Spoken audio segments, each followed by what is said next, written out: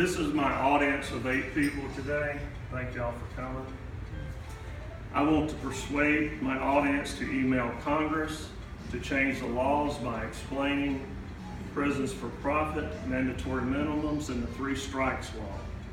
The U.S. has more people in prisons than any country in the world. The number of people in prisons has a direct impact on America. I have personal knowledge about the conditions of prisons from family and friends. I want to persuade everyone to write Congress and express concern that the U.S. has the largest prison population in the world because people are put in prison so that private prisons can stay full and make money. Mandatory sentences across the board is not a justice system. The 3 strikes law guarantees that people will not receive justice. I have examples of my points from CBS Sunday Morning Show, PBS, and the Pennsylvania House of Representatives. Point number 1, prisons for profit. Prisoners were sent to Wallens Ridge Prison in the rural mountains of Virginia because no other parts of the U.S. wanted prisoners. This private prison made $80 million in profit the first year. They used brokers to help keep the prisons full by flying prisoners all over the U.S. They filled prisons for a commission.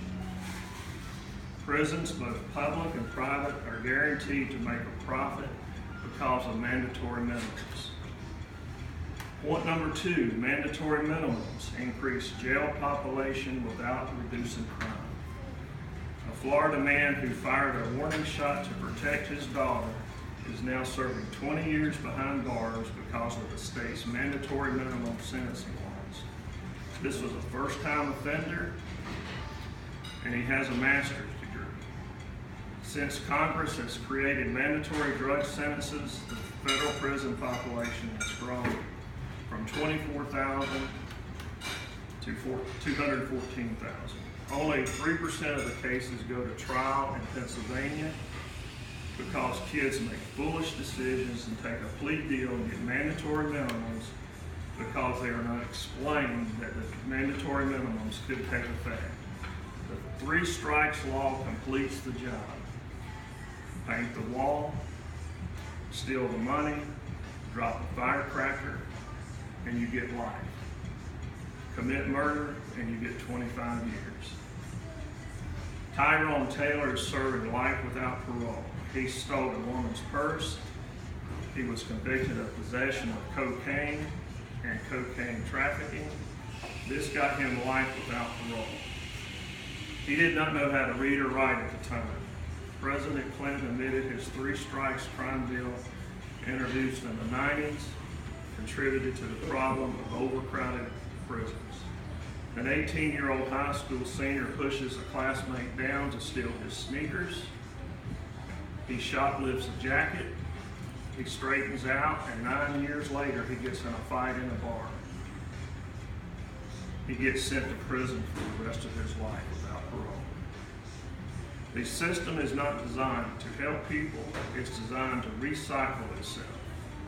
We could change the system so that the prison population gets smaller instead of growing by actually helping people get out of this cycle by educating them.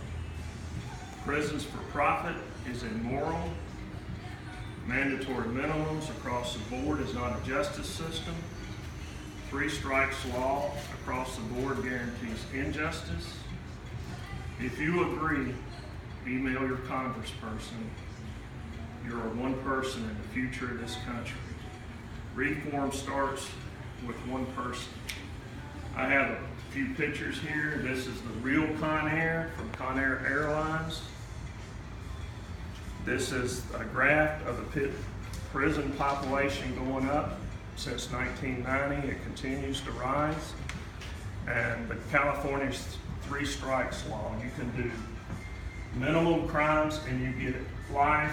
If you kill somebody, you get 25 years. Thank y'all for coming today. Very good.